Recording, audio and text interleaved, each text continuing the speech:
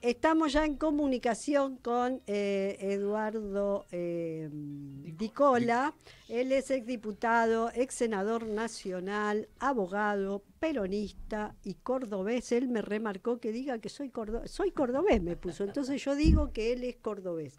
Pero además estuvo al frente del Correo Argentino allá por el primer gobierno, o el gobierno, mejor dicho, porque no hubo un segundo, de Néstor Kirchner. Eduardo, ¿cómo le va? Rodolfo Colangelo, Jorge Benedetti, Vivian Elem, le dan la bienvenida a Radiográfica. ¿Cómo está usted? Oh, bien, bien. Hola a los tres. ¿Cómo les va? ¿Bien? Muy bien, muy bien. Digo que lo Bueno, de me cordobés alegro. era necesario, porque como son, los cordobeses son particulares. Bueno, relativamente. Además, si no lo aclaraba, posiblemente de la tonada me sacaba. Si bien yo estoy mucho en Buenos Aires, la tonada uno la lleva Sí, claro. ya como una identidad propia. Eduardo, charlábamos hace un rato esto de, ¿no? El tema después, luego de la firma de este acuerdo, de este Pacto de Mayo. pacto de la refundación de Argentina o del país, que habla de rápidamente salieron a hablar sobre la cantidad de, o los ajustes que deben hacer las provincias, más allá de las que ya han hecho o de que vienen haciendo, les vienen exigiendo, que es la cantidad, una vez más, de la cantidad de empleados públicos que tienen, y se ha discutido mucho sobre el tema. Entonces uno se pregunta, pero ¿de qué viven? Si no le dejas nada, ¿de qué viven? Pero usted agregaba algo que tiene que ver con cierta lógica, que es cantidad de habitantes, kilómetros cuadrados, etcétera. Evidentemente, porque la nación, con motivo de las modificaciones que se hicieron ya hace 30 años, fue desligándose de responsabilidades y de prestaciones de servicios, por decirlo de alguna manera, esenciales que lo tomaron a su cargo las provincias y que son servicios muy demandantes de trabajadores, como es la salud, como es la educación, como es el mantenimiento de los caminos en las provincias con redes muy extensas. La nación no mantiene caminos rurales a través de los cuales se conecta toda la producción agropecuaria, por ejemplo. Bueno, he citado tan solo 2 o 3 ejemplos. La policía, que las policías en las provincias son mucho más numerosas que en la capital, hasta por una cuestión de extensión. La capital, por ejemplo, es una sola ciudad. Las provincias son centenares de ciudades, pueblos, localizaciones. Entonces, que el presidente de la Nación diga que las provincias tienen 6 o 7 veces más empleados que la Nación, dicho así, es para confundir, para generar alguna animadversión en contra de los gobernadores. Para quien lo agarra desprevenido, dice, y sí, la culpa de los déficits, la culpa de los males, lo tienen las provincias, y no se aclara adecuadamente. El país, lo que produce el país, haber dicho de una manera para que se entienda, no lo produce Argentina, entiéndase lo que estoy diciendo, se producen en cada una de las provincias. La producción de cada una de las provincias es lo que hace la producción nacional. Entonces, no es la nación con las provincias contra la nación o las provincias en contra de sí mismo. Es toda una sola cosa en la que el gobierno, en aras de salvar su responsabilidad y de pretender generar enfrentamientos, le agrega uno nuevo, el enfrentamiento de la nación contra las provincias. Es realmente muy grave lo que se plantea y la forma de cómo se lo hace. Entonces ahí comparé, por ejemplo, porque cuando habla de las provincias, hago un paréntesis en esto, indudablemente que está apuntándole fundamentalmente a las provincias gobernadas por la oposición a Milei. Entonces, yo agregué ahí un dato, que la ciudad de Buenos Aires, Cava, que viene siendo gobernada ya durante varios periodos por gobiernos autotitulados liberales, libertarios, que levantan la bandera de la eficiencia, de la meritocracia. La ciudad de Buenos Aires tiene muchísimos más empleados en cantidad en función a la cantidad de habitantes de lo que tiene la provincia de Buenos Aires, siendo que la provincia de Buenos Aires, por ejemplo, es en superficie 1.500 veces más grande que la ciudad capital. Entonces, volviendo al comienzo, dicho de esta manera que la nación tiene más la culpa de los déficits, son los empleos públicos, la nación, de las provincias, bueno, dicho así, genera confusión y además está mintiendo, así literalmente. Eduardo, se firma ese pacto, van varios gobernadores, por supuesto 6 gobernadores dicen que no y no van, y usted señala lo que sería casi una estrategia política del gobierno de hacer este enfrentamiento y llevarnos a peleas de hace 150 años. Lo que le quiero preguntar es cómo ve la posición de esos gobernadores que fueron a firmar, que son críticos porque conocen su situación y la denuncian, la paralización de obras, los problemas de los aportes, pero apoyan eso. ¿Hay como paciencia, inteligencia o qué situación que hace que esos gobernadores no enfrenten directamente el modelo económico que propone Milei? Bueno, a ver, empezando, en principio no estoy de acuerdo con la presencia que tuvieron los gobernadores en la suscripción de ese pacto, que además no fue un pacto, fue un documento redactado, ideado, maquinado por el gobierno nacional, a lo que las provincias que asistieron simplemente adhirieron. Ahora, dicho esto, también debo decir que las provincias se encuentran en la encrucijada que la gran mayoría, todas son casi todas son opositoras al gobierno nacional, pero a su vez son oficialismo en sus propias provincias. Y también es cierto que es muy difícil gobernar una provincia enfrentado con la nación. Ahora bien, dicho esto, también agrego que desconozco qué convenio puedan hacer tras bambalina cada una de las provincias que suscribieron ese pacto. Lo que es que el impacto de las políticas del gobierno nacional son muy negativas para las provincias, muy negativas. En mi caso, por ejemplo, en el caso de la provincia de Córdoba, la provincia de Santa Fe, provincias que tienen ni qué hablar del cordón industrial, provincia de Buenos Aires, todo lo que es industria está siendo impactado muy fuertemente. Y además con perspectivas de que la crisis se vaya profundizando en estos sectores, porque tal como lo señaló el propio ministro de Economía, el peso se va a ir revaluando, con lo cual va a ser cada vez más costoso producir, va a ser más barato importar. Bueno, esto que hemos estado viendo que ha sucedido en otras etapas de la historia y que ha terminado con crisis muy profundas. Así que volviendo a su pregunta, ¿qué han tenido en cuenta para suscribirlo? Lo desconozco. Yo, lógicamente, hubiera preferido que no fueran.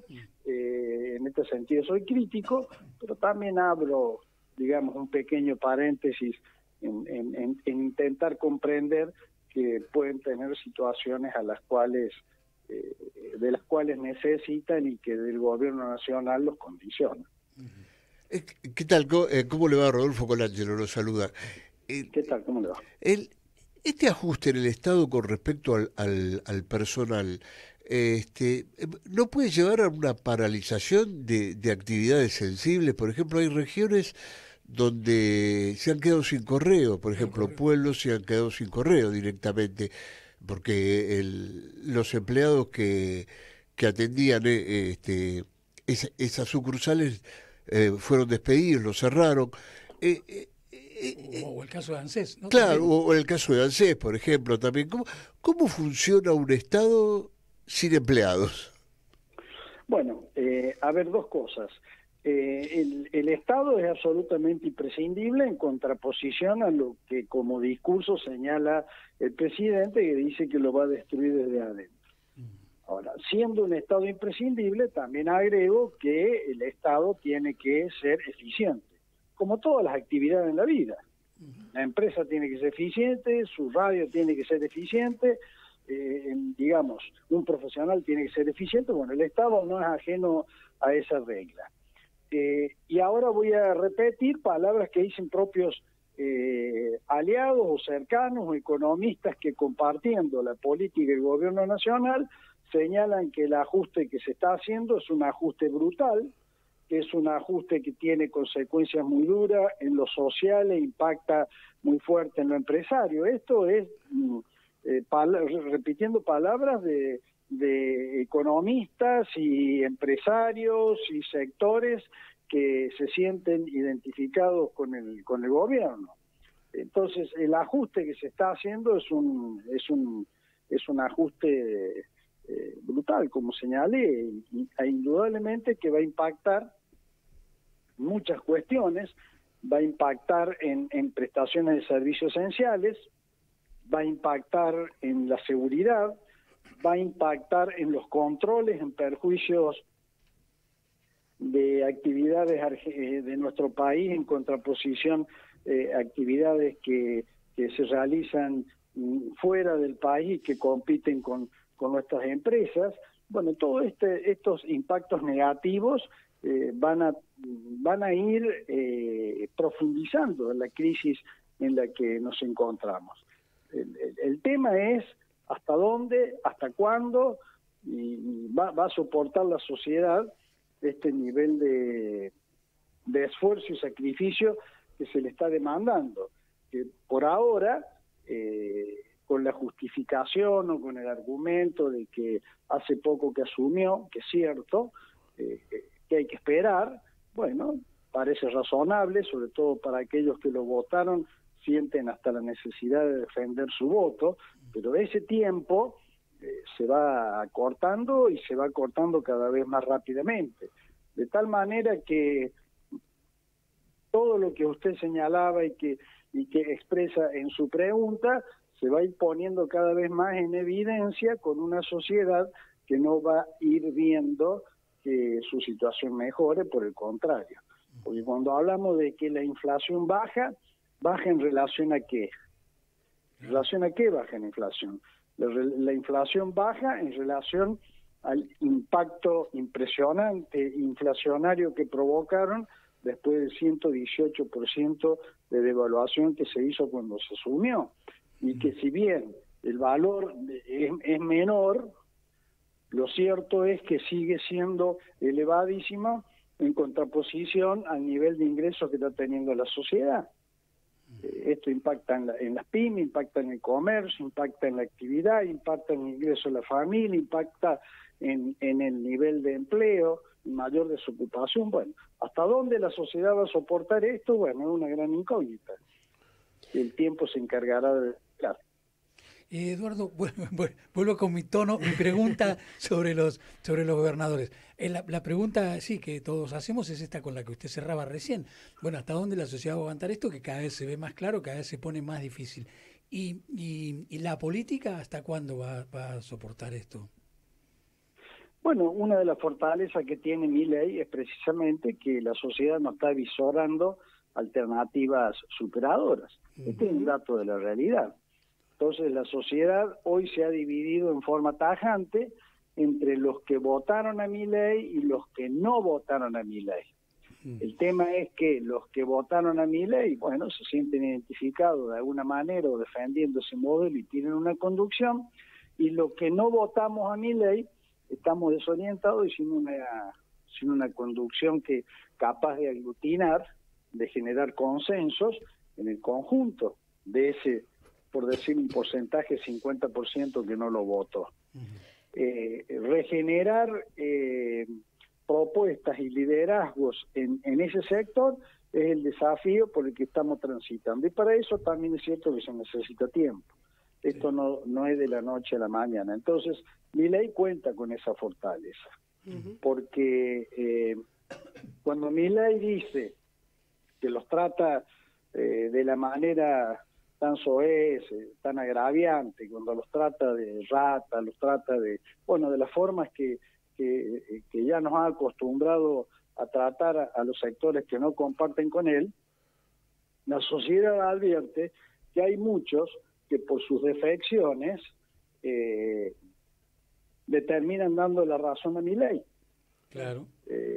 Entonces, esto es un tema que se tiene que debatir, que se tiene que tomar en cuenta, porque la sociedad, aun cuando pueda no estar conforme con Milei, una parte importante de la sociedad, digo, ¿no?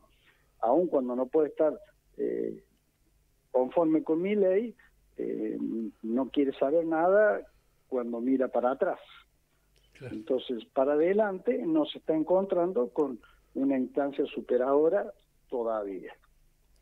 Eso que usted dice de los votantes y los no votantes, digo, de todas maneras ahí hay como un corrimiento, digo, de aquellos que una parte o un sector, un porcentaje de esos votantes de Milei que sí manifiestan su descontento en tanto esperaban una cosa que empieza a no aparecer, digo, más allá de los ataques a la política o a la dirigencia política que hacía mención.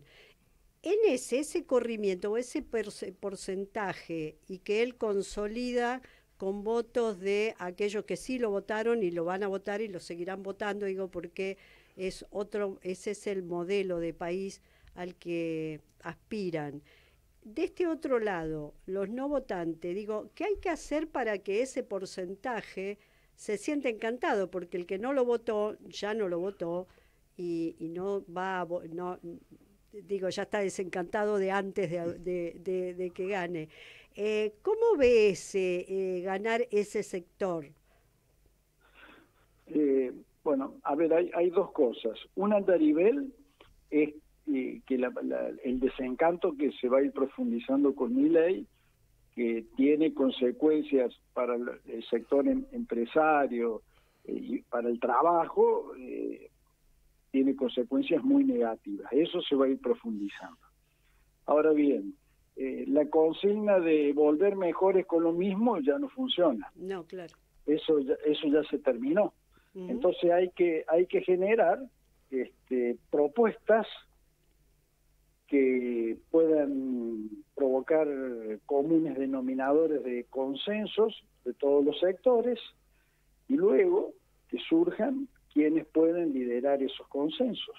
Mientras la sociedad no advierta esto, está sin alternativas.